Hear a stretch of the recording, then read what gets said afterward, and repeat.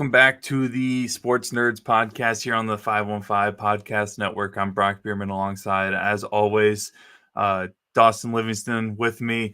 We're going to talk a little bit about the NFL. Honestly, I'm not going to lie, this season already has went ways I didn't expect to happen, but at the same time, there was other things that I've expected to happen. This has been only 3 weeks of the NFL, but honestly, one of the best first 3 weeks I've seen, at least in recent memory, for an NFL season. Yeah, I mean, I agree with you. I mean, a lot of teams, a lot of parity so far in the league. Not one team really jumping out and saying, hey, we're the definitive Super Bowl favorites quite yet. But yeah, it's still early in the season. I know offense is a little bit down where it has been over the last few years. I'm saying that because my fantasy team is hurting very much because of that. But no, it's been a pretty good 3 weeks. We've had competitive games in almost every week, every game to look forward to. So I'm happy with it so far. Yeah, and like teams that start off real well have been slapped in the face. Some teams that started off really bad have been able to get some, not necessarily huge wins, but maybe some motivating wins. Of course, I'm referencing the Giants getting a win over the Browns. I don't consider that a big win, but at the same time, the Giants probably were desperate to even just get one win in the win column this season. So the fact that they were able to get it this weekend is exciting for them. We're going to start off. Do we want to do power ratings first? Or do you want to do players of the week? I'm good with either. Let's I'll start let you with make that players of the call. week since we Okay. usually start with that. I sent you a message on Sunday asking if you had a player of the week already.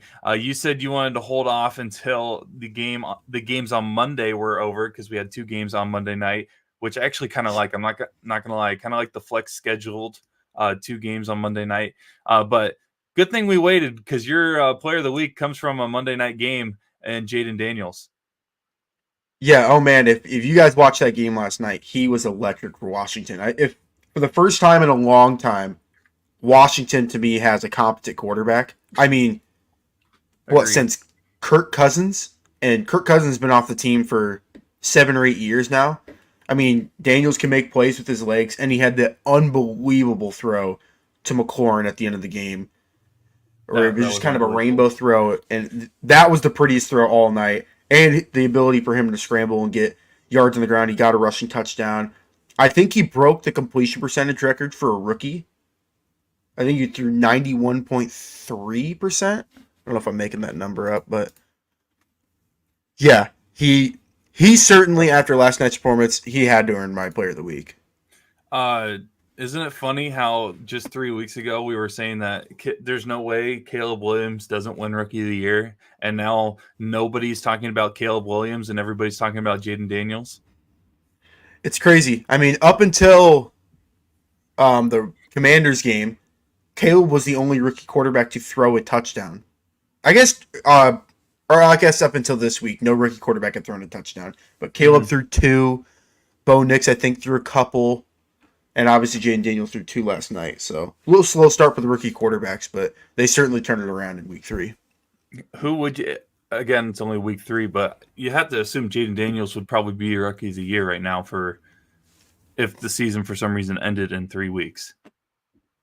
Right, I think so. I like to factor in rookie of the year with team success. Now, that always doesn't typically work out. Like, sometimes the best rookie isn't on a very good team, Yep. so the wins always look bad. But I think thus far, with the Commanders starting off 2-1, and their only loss being to a good Buccaneers team that I think me and you both respect, you probably more than me. Mm-hmm. But I think that alone, I think puts Daniels at 1. And honestly, Bo Nix hasn't been playing that bad either. It's just Caleb has come out. He's come out of the gates with a really rocky start. Yeah. And I mean, it's tough though. You got to give Caleb a break when you're coming into a situation where you're one of the most anticipated rookies, number 1 overall picks in recent memory, and you're going to a franchise that hasn't had a 4,000-yard passer ever in their history for a Mm. season. So a team that desperate looking for a quarterback to take them to the promised land, may be expecting too much too quickly. And they should also be reminded that they've never had a quarterback that hit like I said, has passed for 4,000 yards. So having a slow start doesn't help. At the same time, just because you have a good quarterback doesn't always mean success. Because look at that offensive line with the Bears. It's rough right now. Right, the Bears can't run the ball right now. I mean, Caleb, to his credit, second half was way better than he was in the first half. I think he threw 2 touchdowns in that second half. But I just kind of pulled up the rookie of the year odds because I was kind of curious.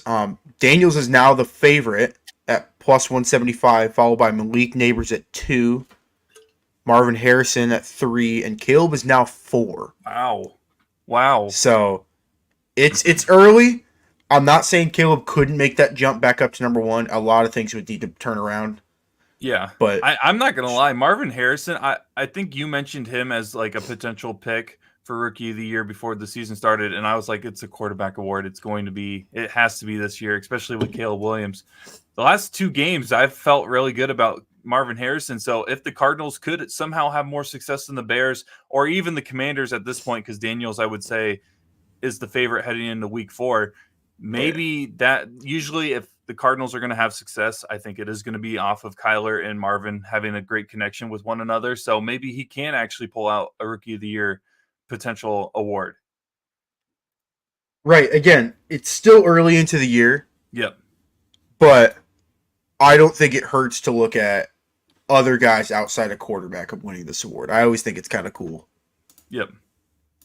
So for my rookie of the year, for my player of the week, I am staying quarterback, but I'm going more on the older side of things. I'm actually going with the amazing story of Andy Dalton getting the start this weekend versus the Raiders. 319 yards, 2 touchdowns. No, correction, 3 touchdowns. So that graphic right there is wrong. We're going to fix that here in a before we post it on social media. But he helped the Panthers that hadn't scored a touchdown or hadn't had a lead since was it 2022 against the Tampa Bay Buccaneers when Tom Brady was playing. So this is a story I don't think anybody thought about being a potential heading into the year of Andy Dalton, 1, even being a starting quarterback, and 2, the Panthers putting up 36 against the Raiders team that I thought was kind of more built for a defensive heavy success rate, but I guess I'm completely wrong. So Andy Dalton gets my pick.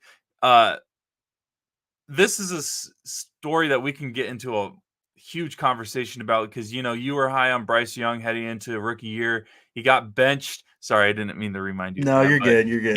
He got benched for Andy Dalton. Andy Dalton goes off again against a Raiders team that hasn't had the success, I think, or at least the competitiveness that either you or I may have expected heading into this year based off of their finish of last season. But man, I didn't expect us to be talking about Andy Dalton or the Panthers really having any kind of success. And I think their head coach made it clear that he's going to be starting this week. Does this spell trouble for Bryce Young? Oh yeah, I think Bryce Young's days starting. They're pretty much over. It would take an Andy Dalton injury or for him to fall off the face of the earth for I think Bryce Young to get back into there. Are you talking about this year or as a Panther as a whole? I think this year. I'm not saying that like I say that, but I don't. As much as I've been high on the Panthers and Bryce Young, I mean my sleeper Panthers at the beginning of the year. Kidding when I say that, but I just think it's time to move on for both sides. I still believe, and I'm gonna fall on this sword until he is out of the league, which might come sooner rather than later. I still believe Bryce Young has talent. Like, I still feel like he could succeed. Like, what I saw when he was at Alabama, like, he really impressed me. Yeah. Granted, it's at Alabama where they have 4 receivers going to the draft every year, 3 offensive linemen. So maybe that's why my view of Bryce Young's a little bit higher than others. I still feel like maybe a team like Miami, I know they're struggling with quarterbacks right now with Tua. Like, could Miami throw like, hey, Carolina, we'll throw you a 4th round pick for Bryce Young? Because you got to imagine if there's any offensive play caller outside of probably Kyle Shanahan to turn Bryce Young around, would it not be a Kyle Shanahan predecessor? Is that the right word? I think so. Under the coaching tree, yeah. Yeah. Then Mike McDaniel. I think Mike McDaniel. You pair Bryce Young with Tyreek Hill, Waddle, and that entire offense, I think you're going to give him a chance to succeed. And again, we don't know how long Tua's going to be out for. Hopefully he takes his time on this concussion to Yeah, come don't back. rush it back. Right. But I don't think it's worth I think it's worth a phone call out to Carolina if Dalton's going to continue to be the starter. And you got to remember or people in general just need to remember the NFL. It's a not. Yes, there's situations where you do build a roster towards a Super Bowl. Kansas City, I feel like, is one of those examples that you can do that still. But because of how good Kansas City is and how good the 49ers are, or the Vikings, like other teams that are quickly developing rosters, you don't really have time to waste on a quarterback that may or may not be good by the time his first rookie year contract is up. So look at Malik Willis. The Titans got rid of him quicker than anything. They didn't even give him really a chance at all. And now actually he's having some decent success with the Packers, but you can't waste time, I guess, hoping that a quarterback can somehow turn into a star. And I feel like that's what the Panthers are kind of doing here. And I don't know if they made the switch to Dalton, hoping that Dalton would win games for them. But if he's going to win games, might as well, I guess, at this point. But he's my player of the week. Again, I need to edit that graphic. He had 3 touchdowns, not 2 touchdowns. Very impressive performance from someone. Oh, gosh, when's the last time he played a game? I actually do want to look this up. I guess he did play this year. He had 1 attempt. But gosh, do you know when the last time he started? That is a great question. He started last year. Okay, so he he started did a game last year against the Seahawks. Yep. And 361 yards, 2 touchdowns. So this guy statistically is still beasting at the age that he's at.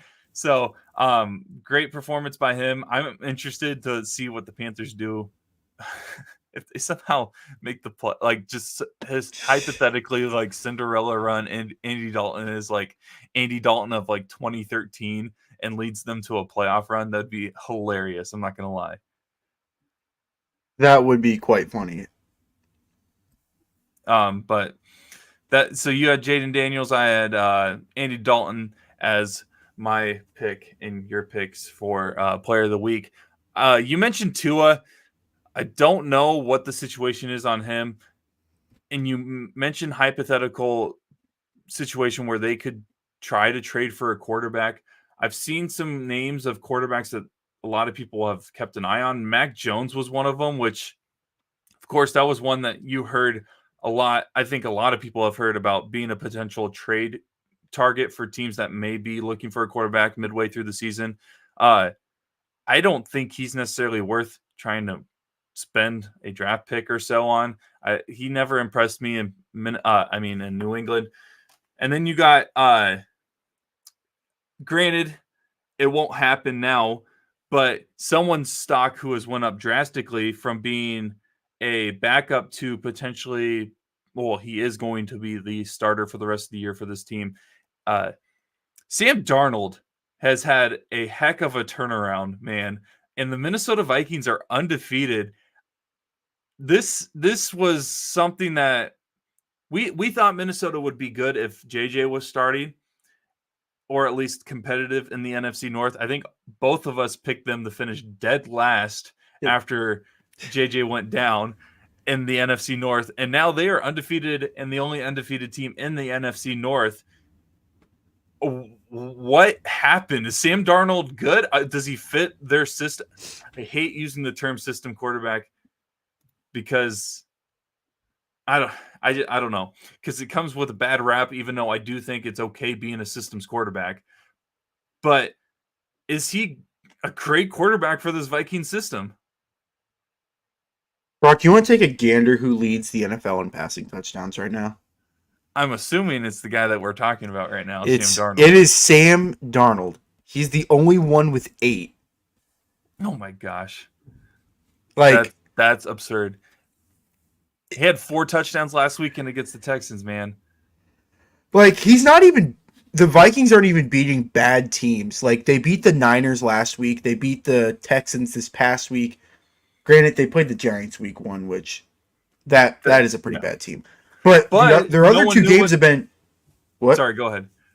Their other two teams that they played have been like teams that we think could make a run at the Super Bowl.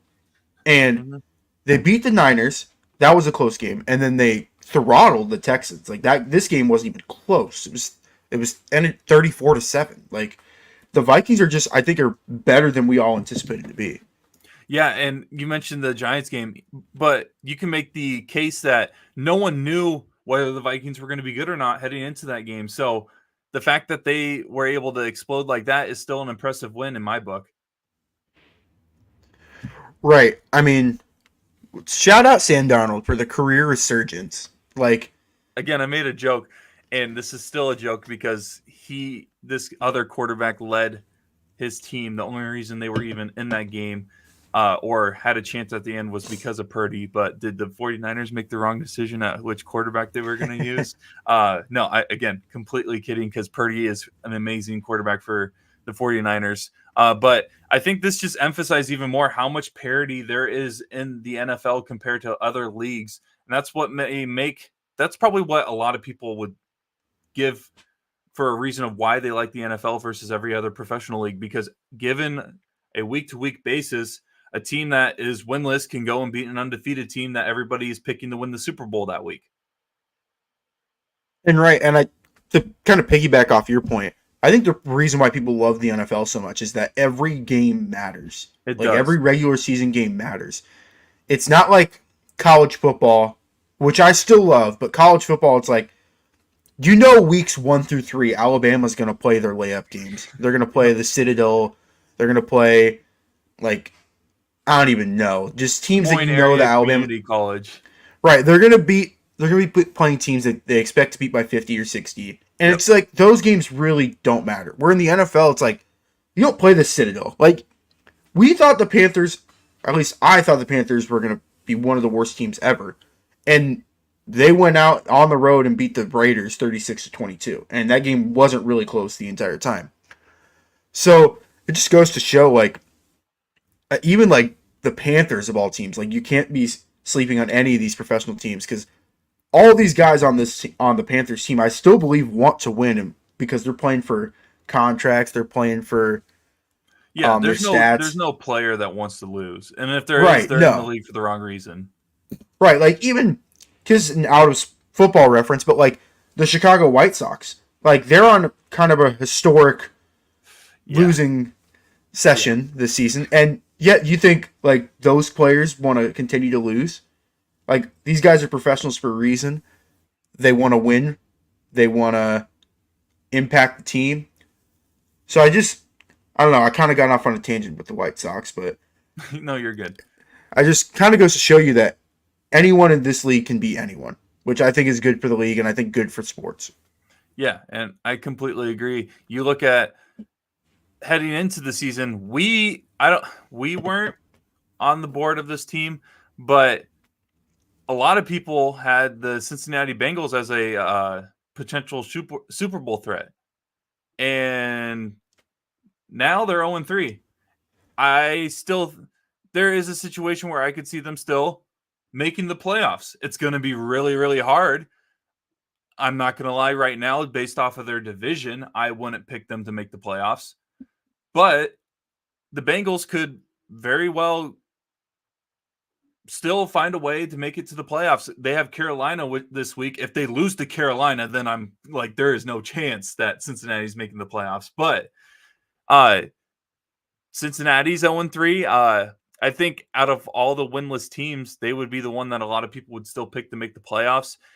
Maybe Jacksonville, but they're in a division where, one, Jacksonville's looked really bad, but two, they're in a division where the Texans are kind of running away with it. But who knows? Maybe the Texans don't win the division. That's what's so cool about this league is because last year the Texans were at one point it was projected that the Cardinals could have had the first and second pick last year because they traded with the Texans. And I would have loved for that to happen.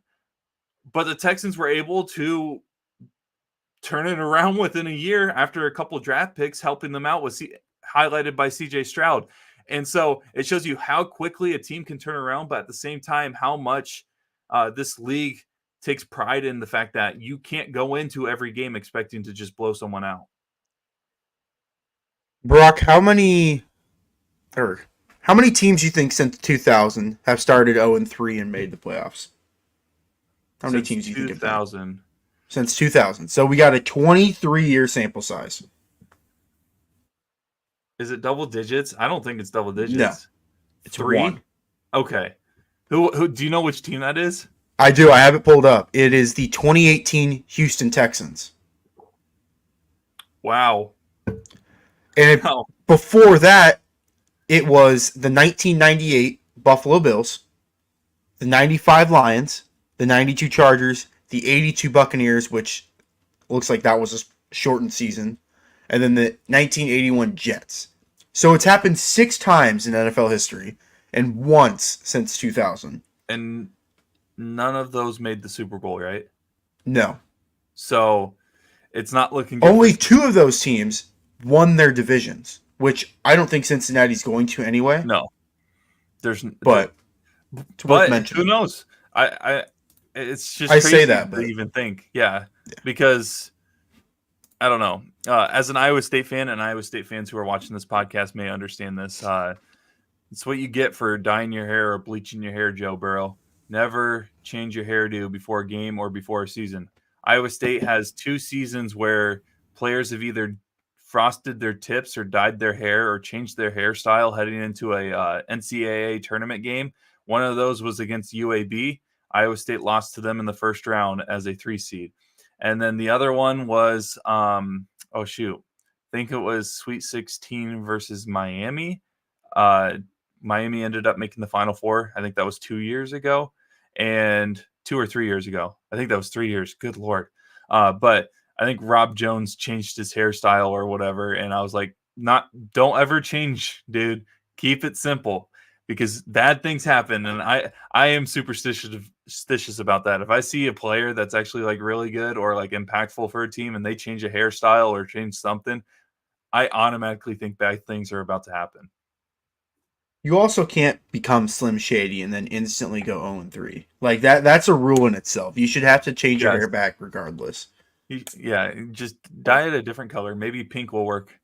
We're getting close to October and that Cancer Awareness Month that the NFL used to do, or still does, but it's not breast cancer anymore. It's just cancer awareness, which I still miss the pink like gloves. Oh man, and that all was stuff. sick. It used to look cool, but whatever. But again, we got teams that are 3-0 right now that could very well miss the playoffs.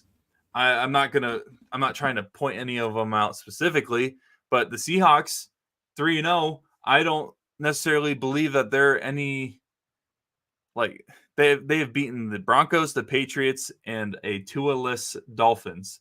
So they haven't really impressed me yet, but yet they're 3-0. And maybe they are actually good. And I'm just blowing smoke right now. But they could be a team that started 3-0 and somehow misses the playoffs.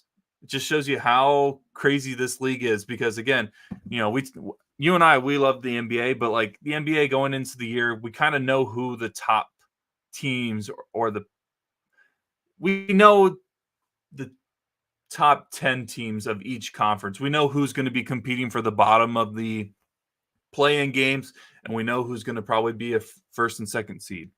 And same with other leagues. It's just very impressive that the NFL year after year is filled with parity, which again is another reason why we've pointed out how important this year is for Kansas City and San Francisco. Kansas City's competing for a three-peat, has never been done in NFL history because of how much parity there is in the league.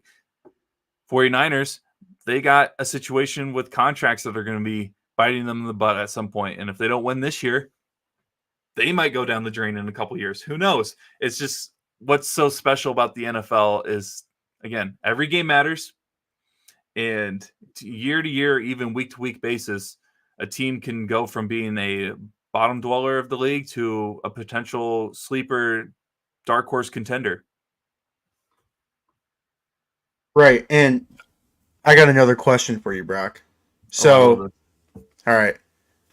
So for the there's 4 teams that started 3-0, right? I'm not making that Yep. number up. One, Bills, two, Chiefs, Steelers, and Vikings, Seahawks.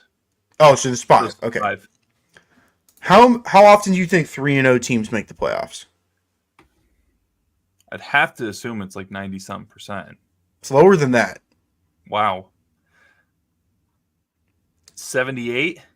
74. Okay. 74% since 1970 have made the playoffs. 42 of those teams reached the Super Bowl. 21 of those teams have won the Super Bowl. That's just crazy. So for teams like the Chiefs, teams like the Bills, I think the 3-0, it doesn't really hurt. It wouldn't have hurt them if they went 2-1 or 1-2 because I think they would have bounced back.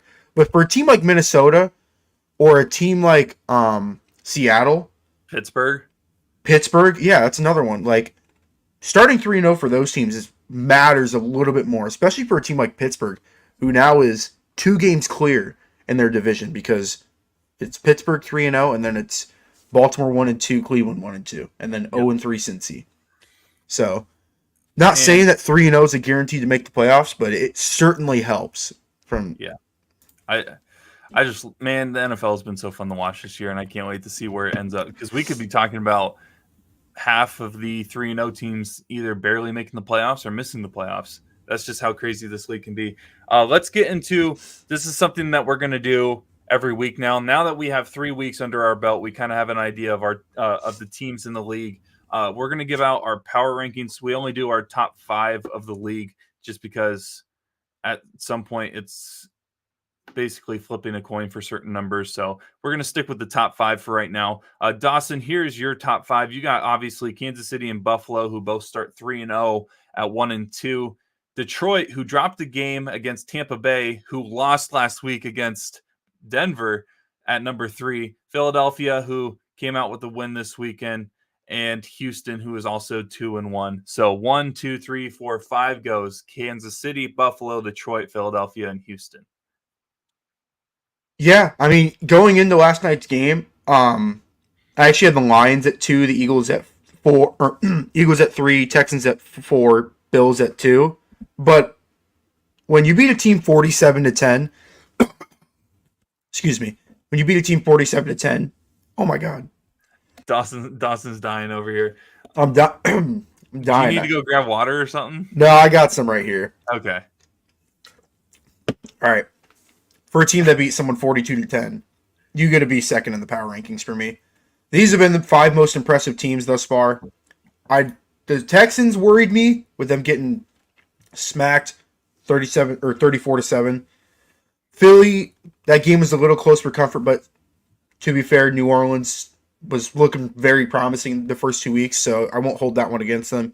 And I still have faith in the Lions, even with them dropping a game to Tampa Bay, because we both think Tampa Bay is a really good team. And then with the Chiefs, unless they either drop a game or they just look flat out bad, it would take a lot for them to be taken out of that number 1 spot. Yeah. I'm not going to lie. Tampa Bay would have been number 3 for me if they didn't drop the ball against a Broncos team that I feel like they shouldn't have been even remotely close in that game to Tampa Bay. So credit to the Broncos for coming out with an upset victory against Tampa Bay last weekend. Detroit, because of that, I actually don't have Detroit in my top 5. So this is my top 5. Basically, same 1 and 2 with Kansas City and Buffalo there. I actually put Minnesota at number 3. This team, not individuals, this team has really impressed me, and they have beaten some decent teams already. They've beaten the 49ers. Obviously, the 49ers have been dealing with some injuries over the year already, which we can get into as well when we recap some of these games. They won by 6 in that one. But then they go and turn around and beat the Texans 34-7, led by Sam Darnold. I almost said Andy Dalton. Sam Darnold, who has been unbelievable for this team and wasn't even supposed to be the starter heading into the season. This team has been great. I think that they were able to capitalize on the offseason with getting Aaron Jones in the backfield for them. Justin Jefferson obviously is still a beast. When they get TJ Hawkinson, dude, when he's back, this offense is going to open up even more. I am looking forward to seeing this Vikings team hopefully continue to roll in the way that they could potentially win the division as a whole, which would be hilarious because we both picked them dead last. But that's why I put them at number 3, and the fact that they're undefeated, I feel like you got to put them in the top 5. Granted, I did leave out one other undefeated team in my top 5, but they go to Green Bay this weekend. If they beat Green Bay, depending on how well they beat Green Bay, there's an opportunity that they could bump up over the Bills. But for right now, it's still Kansas City, Buffalo, and then Minnesota. At number 4, Philadelphia. They've been really good. I feel like they just kind of had a misstep in that loss that they had earlier in the season. And, I mean, it happens.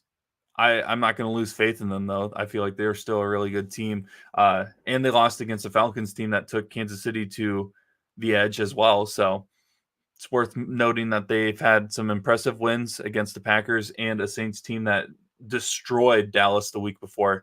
So that's why I put them at 4. And then Pittsburgh. Man, I don't get how you Hawk fans complain about having all defense and no offense and it's not fun to watch. I enjoy watching Pittsburgh because of how nasty it is. It is so enjoyable to watch a team that has no offense but still finds a way to win games.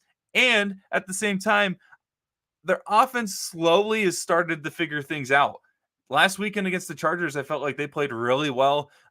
Harris had some good runs. Fields got a passing touchdown. The Steelers had a passing touchdown. We need to emphasize that. I don't think you can emphasize that enough. That's basically like the Hawks, not to drag the Hawks again, but man. having a passing touchdown. Throwing the ball's hard. Dude, you got the Hawks. We can get on that in the side conversation. Iowa Hawks make the running the ball look easy, especially with.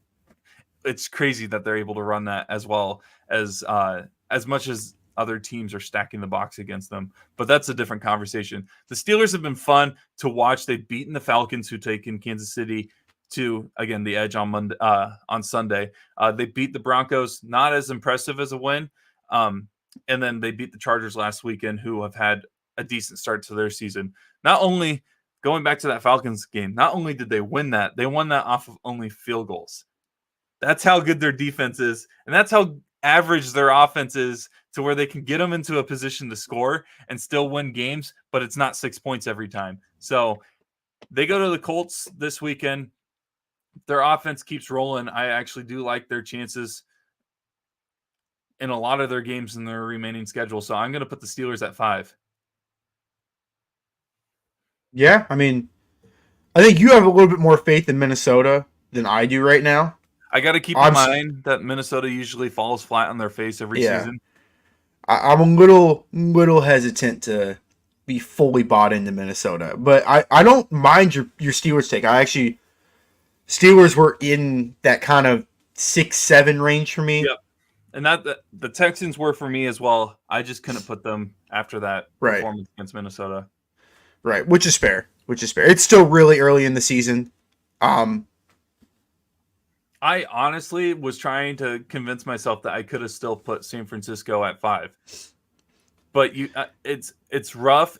I get that they have so many injuries. It's hard to do that. It's hard to make that a case for why they should still be in the top 5 when they're 1 and 2. Right, and if they would have won on Sunday against the Rams, they probably would have been in my top 5. But I don't know, man. I don't know. It's tough. It's tough starting 1 and 2. It's tough to make a case to be in the top 5 in the NFL right now. Granted, I think San Francisco is going to be in that second to last weekend of the NFL. I think they're going to make the NFC title game. But it's tough right now to be fully bought in.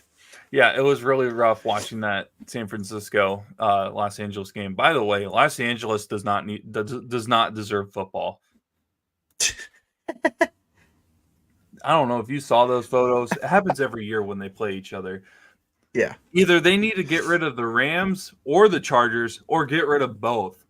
LA does not deserve football because none of them care about that team that is located in LA. They're all 49ers fans or they're all Raiders fans. Like, LA, I get the market is perfect because it's huge and everything, but even then, it's still not even, I don't know, even the third most popular sport in that city. Basketball is number one. Oh yeah, Dodgers are number baseball's definitely two. number 2. I Yeah, I'd make an argument that it goes Lakers, Dodgers, and even depending on the year, it could go Dodgers, Lakers, and then the Clippers before the no, Rams or the Chargers. You don't think so? N- no. I think the Clippers are last. Okay. I've never met a Clippers fan, and I don't think they exist. I've met two.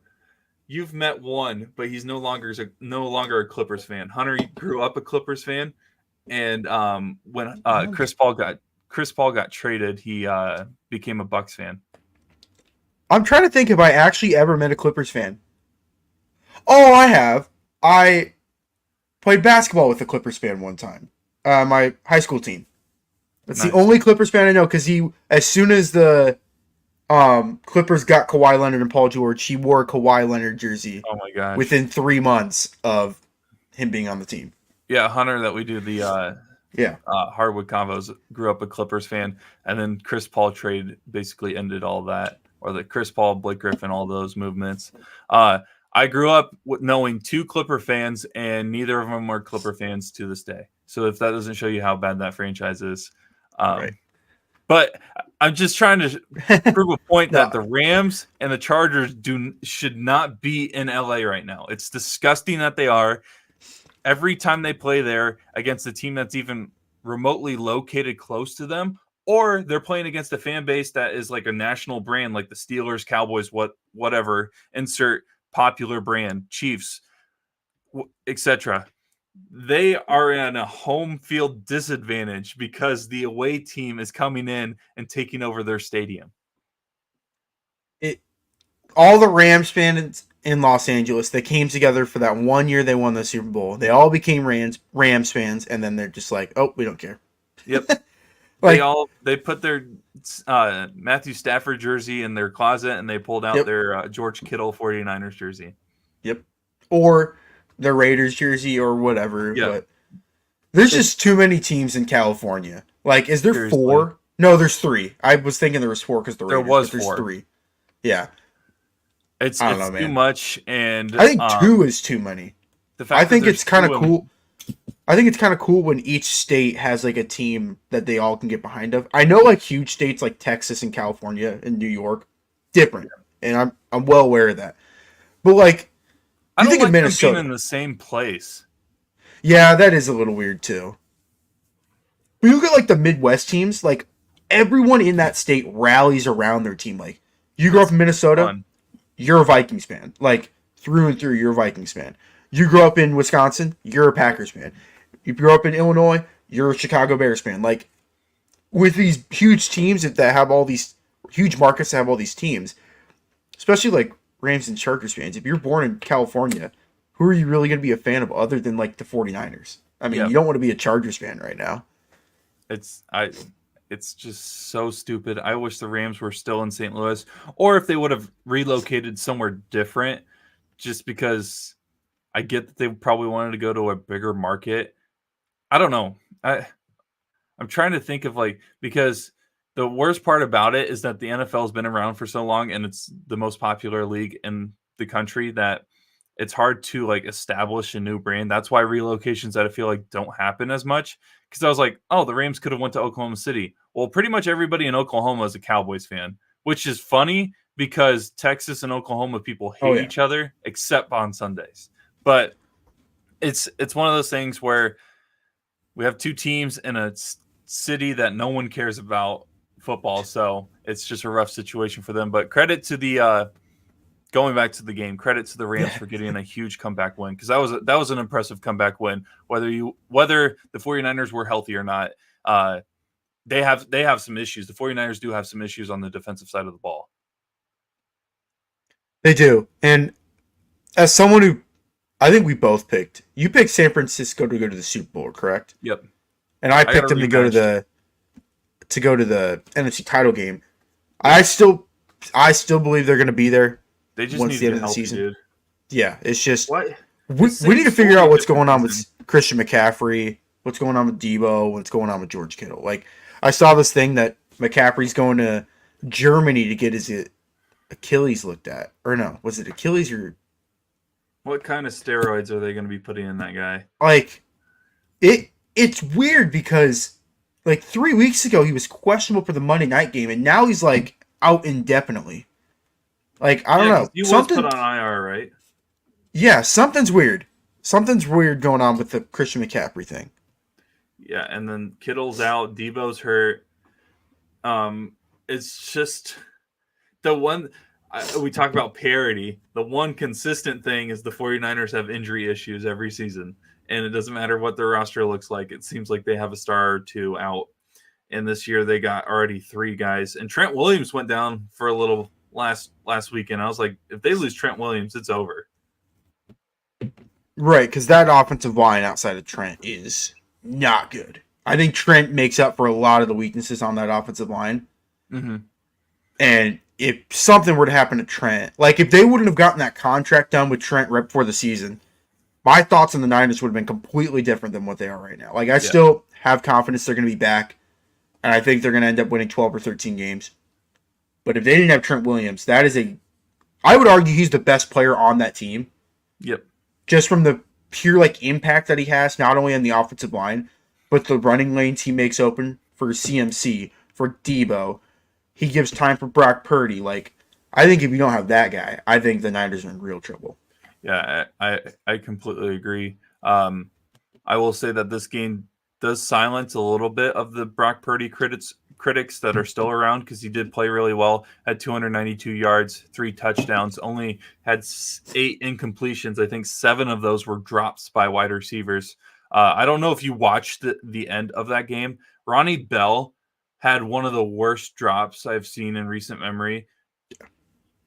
It was a weird kind of catch that he was trying to make, but he shouldn't have dropped it.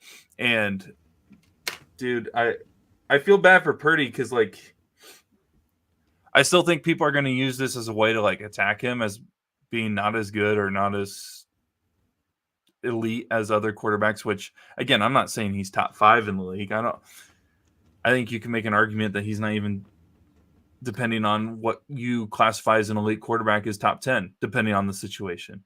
I personally think he's top 10, but they will use this game as a way to, like, fuel the flame of, like, whether or not he should be a quarterback in the NFL.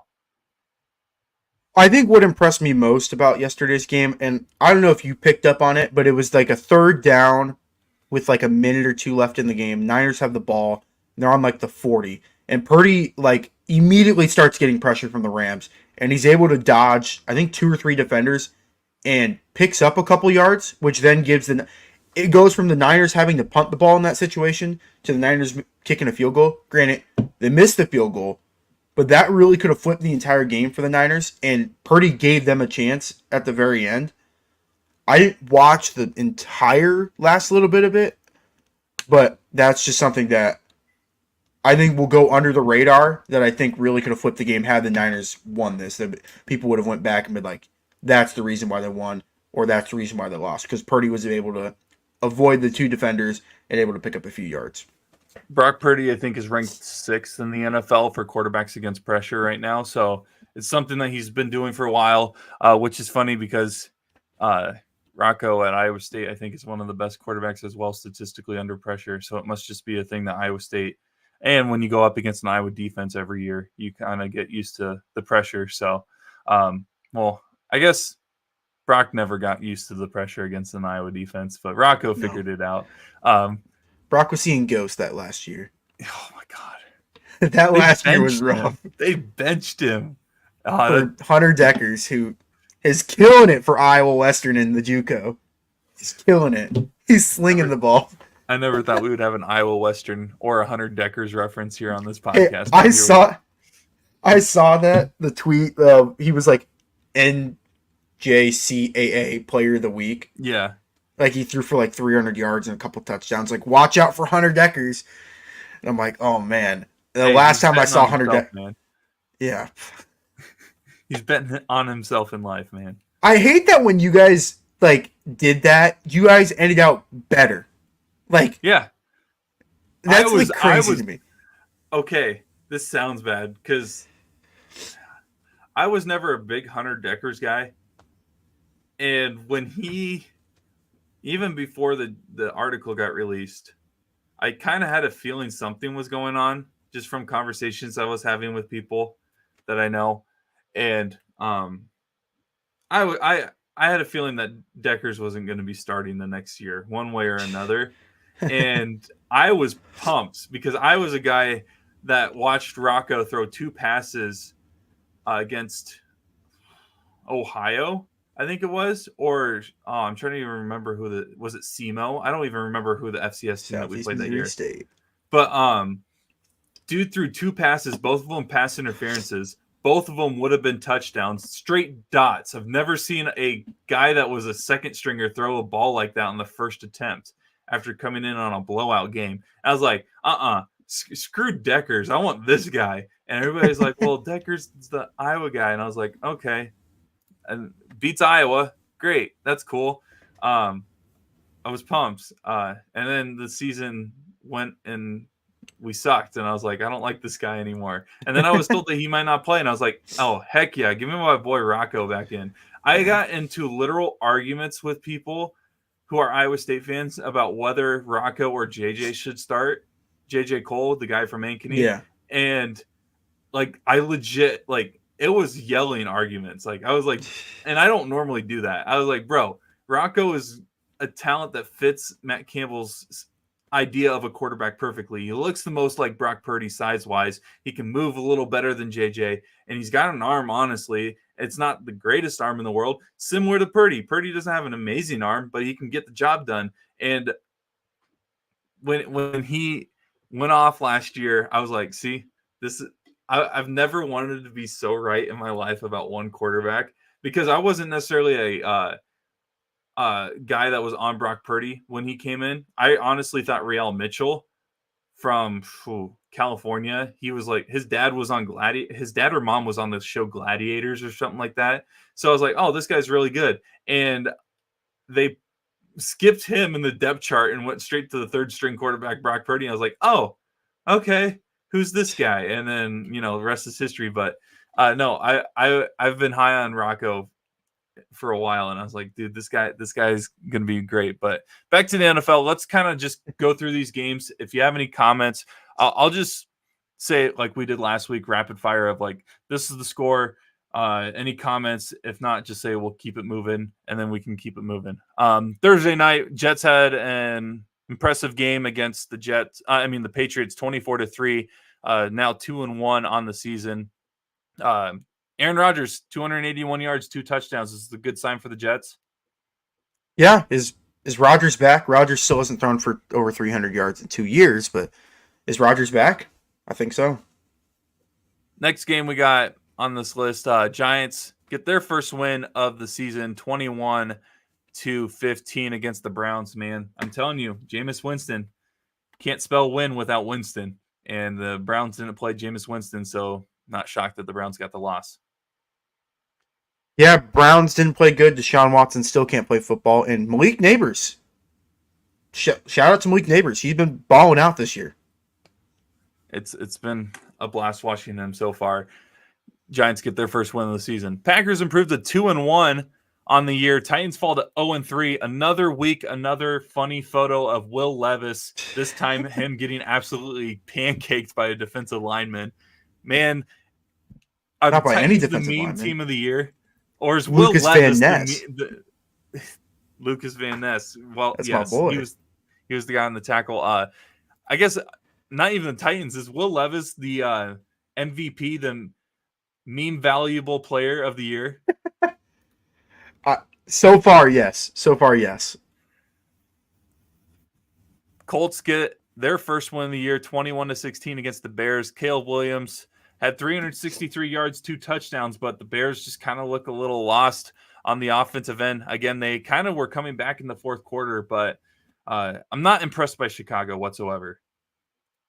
Yeah, Chicago cannot run the ball at all, and offensive line is still a glaring issue for them. Yep. Jonathan Taylor had 110 yards, 2 touchdowns, having a good year so far for him.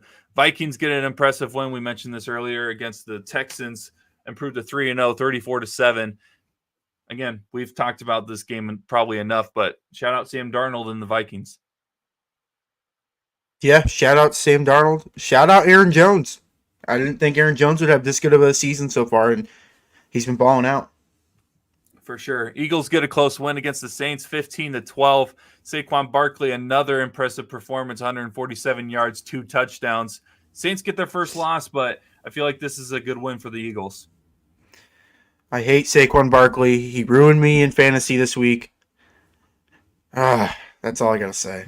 I don't know. Steelers improved to 3-0 as well as other teams. 20-10 was the final score against the Chargers. Give the Chargers their first loss of the year. Justin Fields gets a passing touchdown. That's all that matters. Broncos get an impressive win. I was really shocked by this. Probably the upset of the weekend. 26-7 against the Buccaneers. Your thoughts? I don't have any thoughts. I'm speechless of this game. I don't know how the Bucs just absolutely laid an egg. Yeah, I completely agree. Speaking of speechless, Andy Dalton, 3 touchdowns, 319 yards, and the Panthers' first victory in well over a year. 36-22 against the Raiders. I hate Andy Dalton. I had the Raiders defense, and I've been doing this thing. No. Well, I've been doing this thing the last 2 weeks in my 12-man league where I just pick up the defenses playing Carolina, and it's worked through 2 weeks, and this week it cost me a win. So, thanks, Carolina. Prayers to Dawson's fantasy team, obviously. Man. Seahawks get a 24-3 victory against the Dolphins. I think this is more about the Dolphins not having a good quarterback than the Seahawks being good. Yeah, Skylar Thompson gets a big one of these this week. He was ill stinky. stinker. Ravens almost blow a huge lead against the Cowboys. They do win it, but only by 3, 28-25. The Cowboys had 19 points in the fourth quarter. Derrick Henry, you mentioned that he needs to get going for the Ravens. 151 yards, 2 touchdowns on the ground. Yeah, I think this was a vintage Derrick Henry game. Something that we haven't really seen from him this season up until this point. So, yeah. Ravens, though, that was too close for comfort at the end.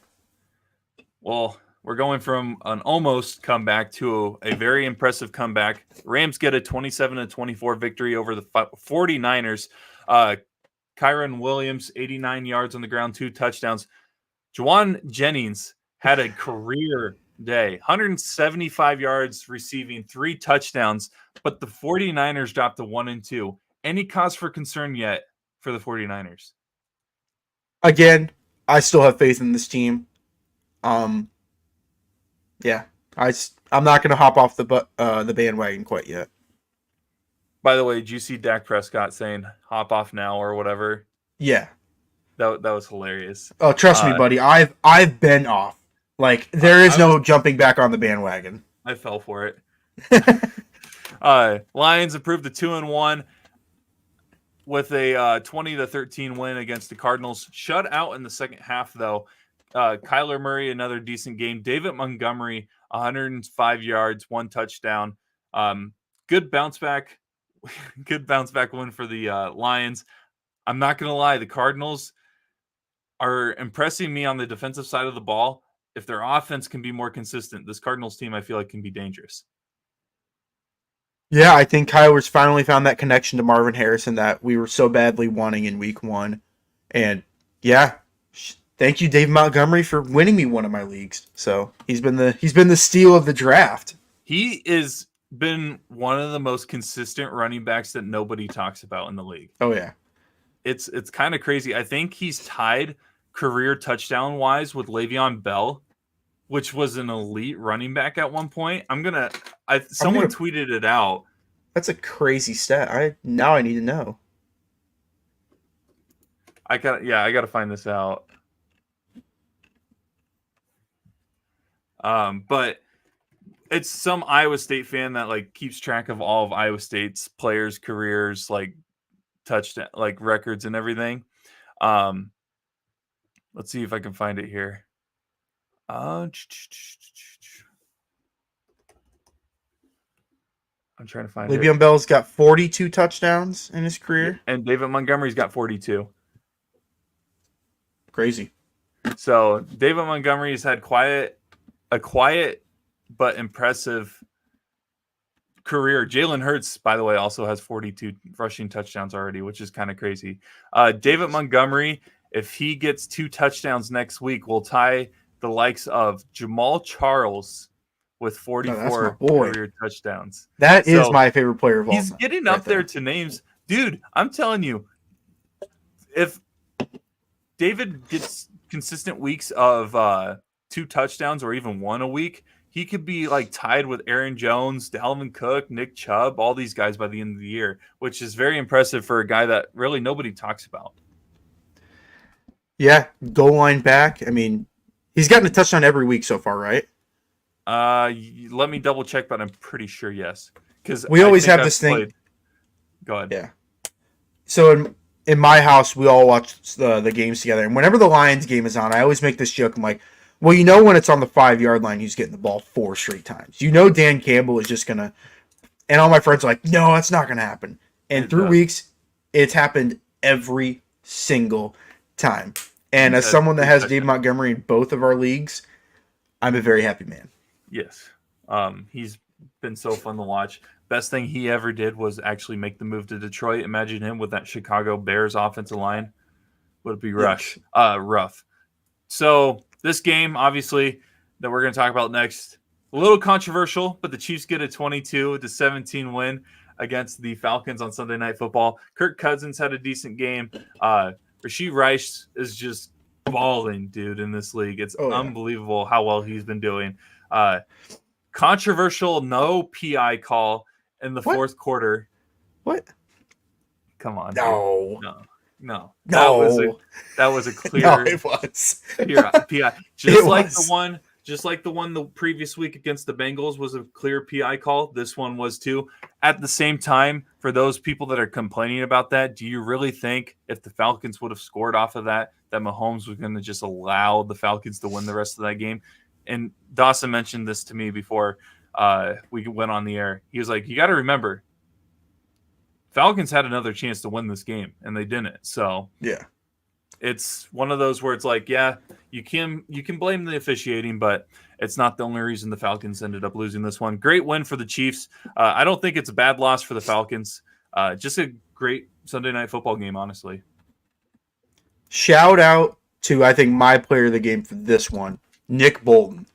He single-handedly saved the Chiefs on that 4th down. He also was second on the team in tackles, had 3 tackles for loss, and held Bijan Robinson, who I think me and you think is a fantastic running back. Yep. He held Bijan Robinson to 16 carries and 31 yards. That's so impressive. The Falcons, now 1-2, favorites to win the NFC South. We'll see what they do next week. Jaguars fall to 0-3. Bills go to 3-0, 47-10. I'm starting to lose hope in Trevor Lawrence as a whole. But yeah, I wish I would have just him. I wish I would have texted you the graphic that I saw, but it was a blind comparison of 2 quarterbacks, and their stats were identically similar through like their first 48 starts, and it was Daniel Jones and Trevor Lawrence. So I'm not here to like start. Let's see if I can find it and send it to Brock. All right. I definitely would love to see that, but I'll keep going here. The Bills, impressive game, 263 yards for Josh Allen, along with 4 touchdowns. Not having Stephon Diggs doesn't seem to be a complete issue for Buffalo as they improved to 3-0. The Commanders get a huge win against the Bengals. Again, the Bengals fall to 0-3, but I still think it's a huge win for the Commanders. It's a statement win, I feel like, for a team that is looking to cause some noise in the NFL. They improved to 2-1.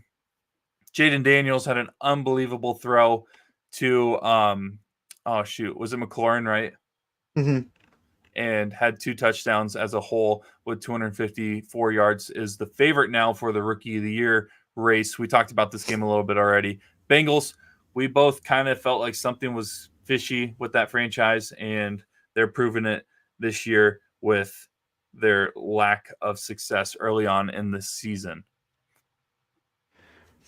Right. Something's going on with Cincinnati. I don't know if it's the Jamar Chase thing or if that contract thing is kind weird. of. Yeah, it's just, I don't like at all what Cincinnati's got going on. And as someone who picked the Cincinnati Bengals to make the AFC title game, definitely not good. That's all I'm going to say. It's going to be your Bryce Young take from last year. Dude, I'm not going to lie. For every good take I have about 3 bad takes in a row.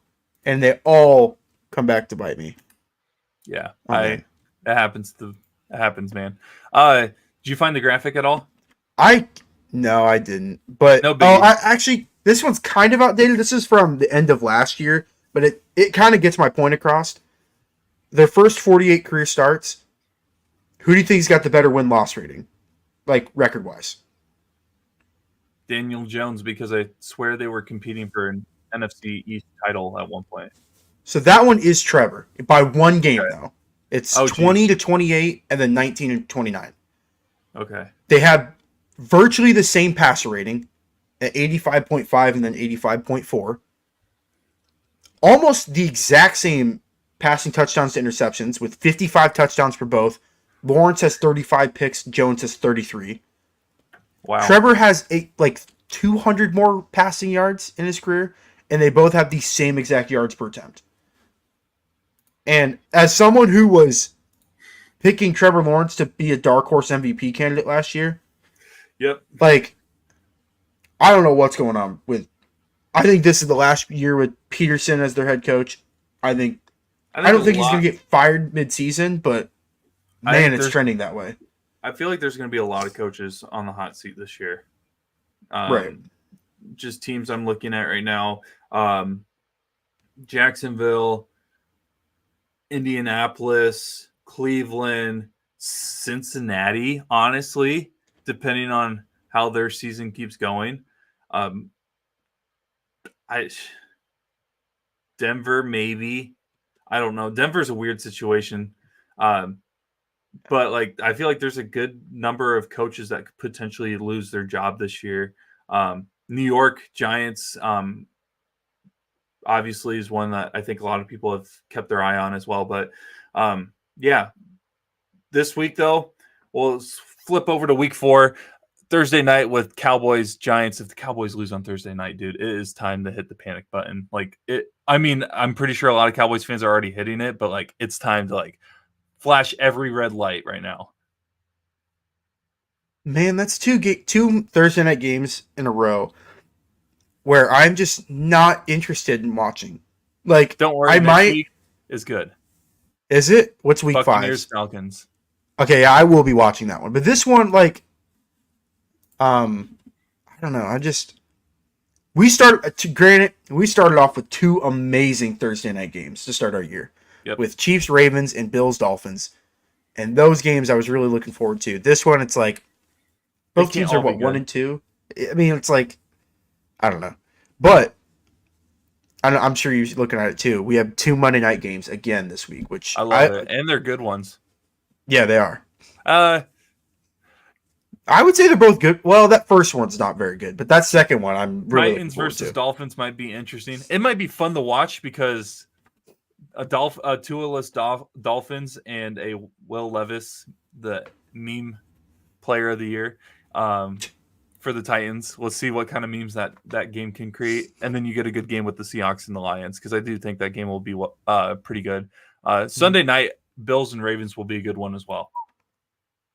Oh yeah, Baltimore's got to pick this one up. I think. If they get, you can't start your year 1 and 3 that. That's bad, and they should have. Honestly, it was trending that they were going to start 0 and 3 because the Cowboys were coming back and they had all the momentum in the world.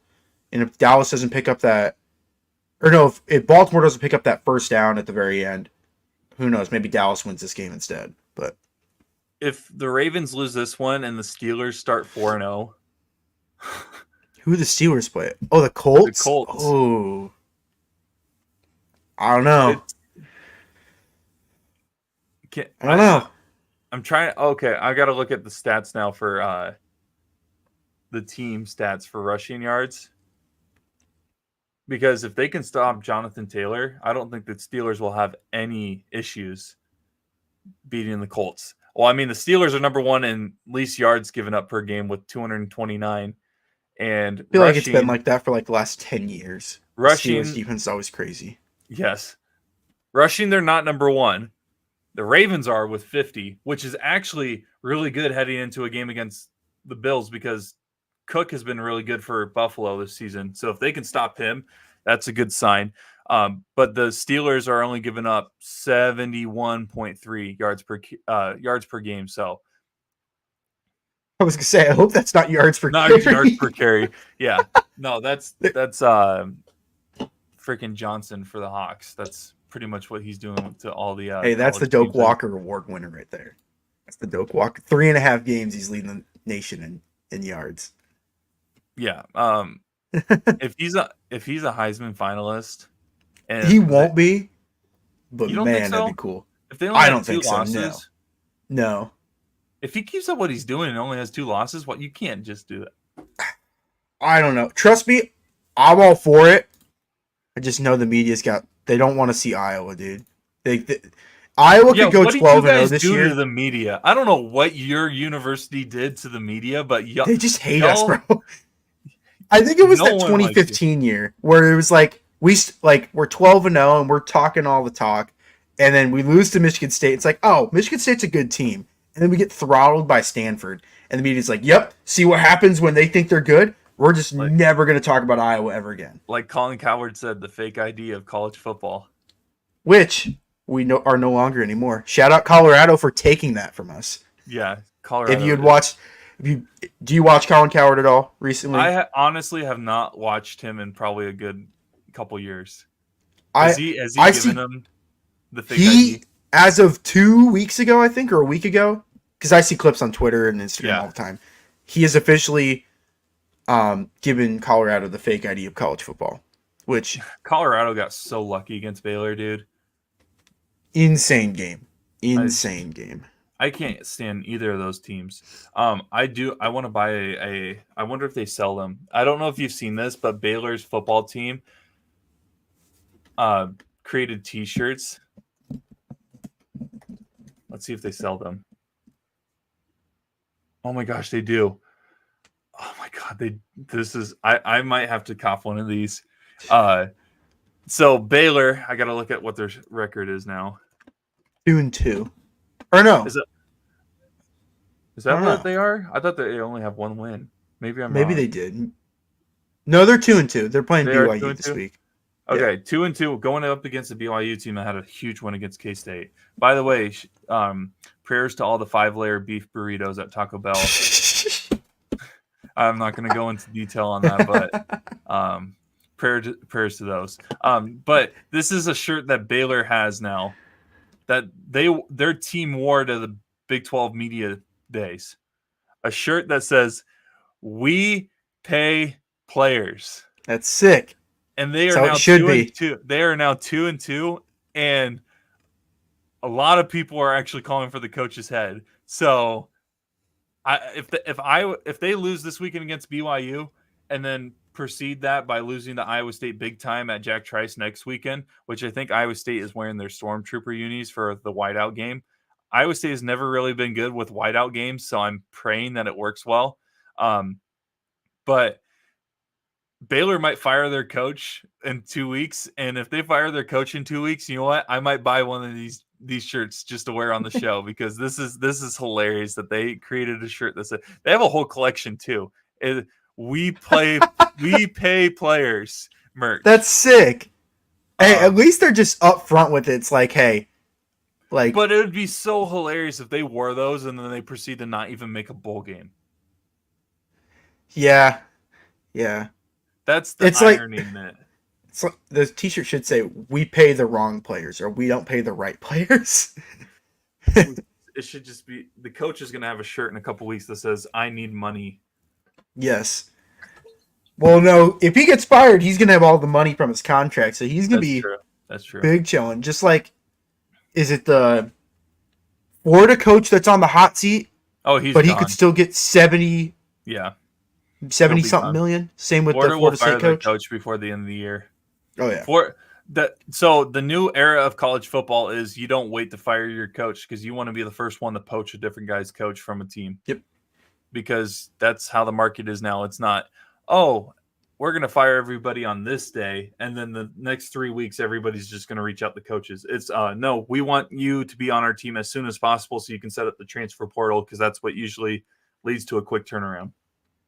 But quick recap, we basically gave our player of the week picks. Dawson gave out Jaden Daniels his player of the week vote. A great performance against the Bengals last night. And I gave out Andy Dalton as my pick versus the Raiders. Again, he had 3 touchdowns, not 2 touchdowns. We'll adjust that graphic before we post it on social media. And then we gave our power rankings, and Dawson gave a 1 through 5, his 1 through 5 of Kansas City, Buffalo, Detroit, Philadelphia, and Houston. And I gave mine of Kansas City, Buffalo, Minnesota, Philadelphia, and Pittsburgh. We'll see. We'll update these as the weeks go on, and we'll give our feedback and our opinions on why we made these decisions. But we're getting into the thick of things with the NFL season. I don't think a clear favorite has been established. Obviously, Kansas City would probably be the one that a lot of people would still pick. That's because they're undefeated and they are the 2-time defending Super Bowl champions. But again, we're heading into week 4. By week 8, we could be talking about 2 different teams. And that's what's so awesome about the NFL with the amount of parity that there is in this league. So, Dawson, any final thoughts before we sign off? You get a bye week for your Hawks, right? Yep. No games this week. And then Ohio State the following week, right? Oh, man, dude. You know, Iowa season ended after they lost to the Cyclones. Like, because I was thinking I thought that game didn't matter. No, it does to me. For other Hawk fans, I can't speak for those guys. But there was a small part of me in the preseason that was like, you know what? We go 11-1 and we finish our business and we beat everyone but Ohio State. CFP. I still think you can still make it. Oh boy, you lose to no, because you need Iowa State to keep winning. And I'm not gonna lie, this is the first time where I was like, is this what Iowa felt like with the Big Ten West schedule? Because we still have Utah and some other good teams, K-State in the back half of our schedule, but like Houston this week, Baylor. Yeah, Houston's a dud. But Houston almost beat Oklahoma, so you can't sleep on them. But I don't know if Oklahoma's as good as we think. That's a good point. Because Oklahoma just benched Arnold. I don't know if you saw that. Yeah, he's bad. Yeah. But like Baylor the following week, Baylor's iffy. West Virginia's iffy. So like, as long as Iowa State keeps winning, Iowa, if they finish 10-2, they could get an at-large. And if here's 10-2, but you have to keep it at most relatively close. At most 10 points against Ohio State. Which I believe the spread for the Iowa-Ohio State game is already at 24. Okay, I was going to guess. So that tells you what the public thinks of this game. Hey, one Caleb Johnson Heisman game right here, legacy game. He's been balling out so far. Against a program that has been historically really good at defense. That's the rough part. However, perfect time to do it. Yeah. And don't get me wrong, Ohio State's offense terrifies me. Like, Will Howard's been playing amazing. Don't even get me started on Jeremiah Smith and Quinshon Judkins and Travion Henderson and every other weapon on that offense. But I feel like if there's any defense to stop them, Iowa's got to be at the top of the list. You want to talk about people talking about Purdy being a systems quarterback. Will Howard is the definition of systems quarterback. If we're going to use that as a way to attack a player, Will Howard is not that good. He is surrounded by a bunch of talented players, but he is able surrounded to by get a lot of really good players. I'm not complaining about what he's doing. He's smart. He went to a university that stacks their roster. Oh, yeah. Because there's no way that a K-State quarterback should be able to go to Ohio State and all of a sudden be really good. Yeah. But again, if y'all want to use the systems quarterback idea as a way to attack a quarterback like Brock Purdy in the NFL, you may want to use the same way of attacking Will Howard down in Ohio State I think this is Brock's hatred for Kansas State really coming out right now. and Ohio State. Well, yeah, I mean, me and you both hate Ohio State. Yes. You probably more than me. I can't stand that school. Yeah. I honestly, for me, Michigan's probably slightly ahead of Ohio State in terms of hatred. We should do a top 5 of ranking, just top 5 least favorite teams of all leagues. Like, just we should do that next week. Next episode, next Sports Nerds episode. I so feel like down. that'd be fun. Hey, we're getting close to NBA starting and MLB playoffs. I can't wait for the Celtics to be on your list because everybody hates the Celtics. I don't think they cracked my top 5. I really don't. But there's another Eastern Conference team that most certainly does crank my top 5. Oh, Miami? Nope. Philly. Oh, wow. Philly. Who? Oh, Philly. Philly. Oh, yeah. I can't stand Philly fans. I cannot stand. But I love watching the Philadelphia Phillies. I love that team. Like that team when they make it to October, I think it's so much fun to watch. Yep. But I hate the Sixers and I hate the Eagles so much. I hate the Sixers with a burning passion. So maybe we'll do either a top 10 or a top 5 depending on how many because that's going to be the hard part is finding 5 that you're like that you hate more than others because like I have like a pure hatred for like a good 15 teams. Oh yeah. So we'll figure that out. We'll do that next week, but for now we'll sign off here. Enjoy the games this weekend. There should be some good ones, both on the college football side, Georgia, Alabama this weekend. That's going to be a good one. And then on the NFL side, we, highlighted some of them with the Bills and Ravens, and then Seahawks, Lions will be a good one.